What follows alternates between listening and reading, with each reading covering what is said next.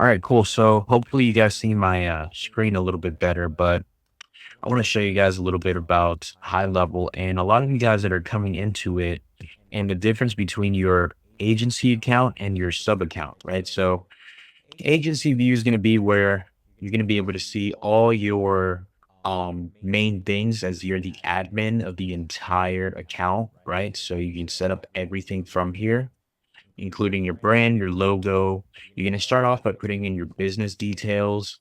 So all of those things will go there with your company. You're going to be able to check your billing, your team, so the people you can add into your team.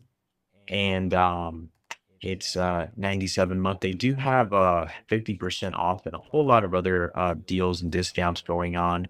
But you're really going to start with integrating your sub accounts, right? So we were gonna go up here and it's gonna say sub accounts right here. And you're gonna add one and then start adding the other ones if you guys do have more clients. If you don't have more clients, just start with yours. And you're gonna see here that most of the work is gonna be getting done on the sub account. So whether that comes to your conversations with you and your clients, your calendars and your appointments with a lot of your clients, you can see mine here starting to fill up a little bit. Um, you have your contacts. So this is where you're going to be organizing all of your contacts. And you can do something called smart list where you can really just categorize it by which types of contacts are needed. You can manage the smart list right here under manage. We see right here, you can delete it. You can copy it. You can edit the name of it right here. We're going to also go to automations. So this is one of my favorite ones.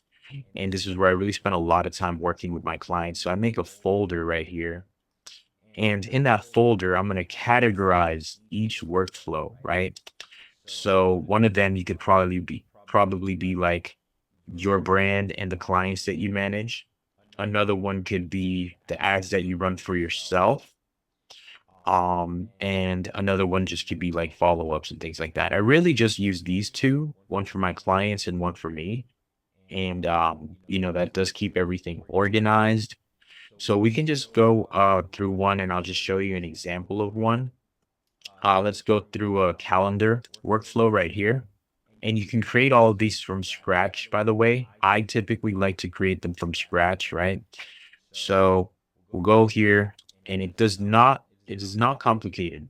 It looks a little bit like a lot of things are going on, and I'll just break it down for you guys. But calendar workflow over here, you're gonna just put the pencil and just write exactly what you want as the category for this workflow. And we're gonna go over here by trigger.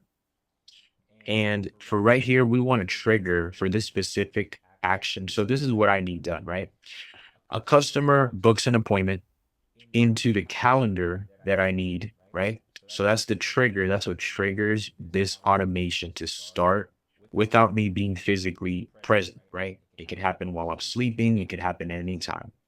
And when they book an appointment in the calendar that I specify, we're going to be using this one right here, free growth call. It's going to trigger an email and an SMS. So obviously you guys can tweak it however you want if you only want emails or you only want SMS, right? So I like to do both, right? And we're gonna see right here we can set the subject. So we got a growth call scheduled, and we can also set the message that goes into the email, right? So I like to use these commands right here for the business name. And over here is going to be the appointment start time. And the last one is going to be the link. So those three are really important, right? And how do we get those? So we're going to go here to custom values. For the first one, contact name, we're going to go to contact and we're just going to go to the full name, right? I like to use the full name and it'll just give you contact name. So for example, if it's Bill and your contact is Bill, say, hi, Bill, there's a friendly reminder that your meeting is scheduled at this time, right? So it'll automatically fit in the name with your contact. Second one, we're going to go appointment time, start time. So back to custom values, and then we're to go we're going to go over to appointment and we're going to go to start date and time, right? You click that and it's going to give you exactly the starting time for that appointment. Everybody does need to be aware of the times.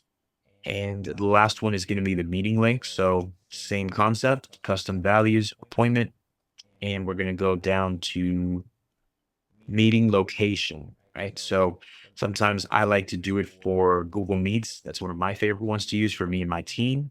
And right there, that Google Meets link will be automatically sent there as long as you configure it in the calendars, which we will talk about that in another video about putting a custom link like a Google Meets into the calendar that you want, right?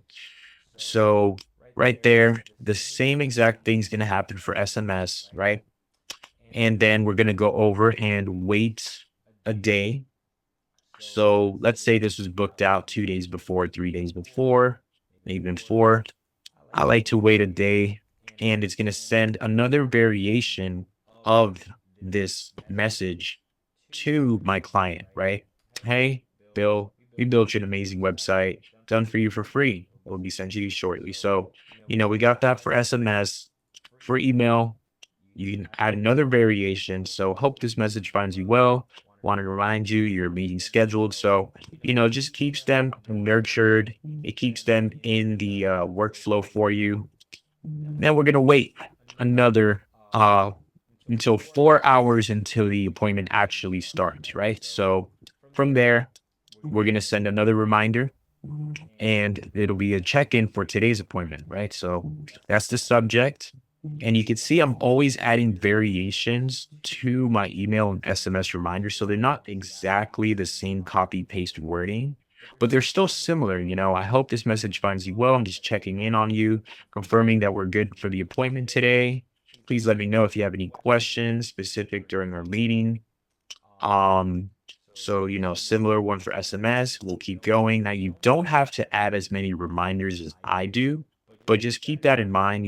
2, 3, 4 reminders is a good, healthy amount to have. That way they just don't forget to show up to the meeting, right?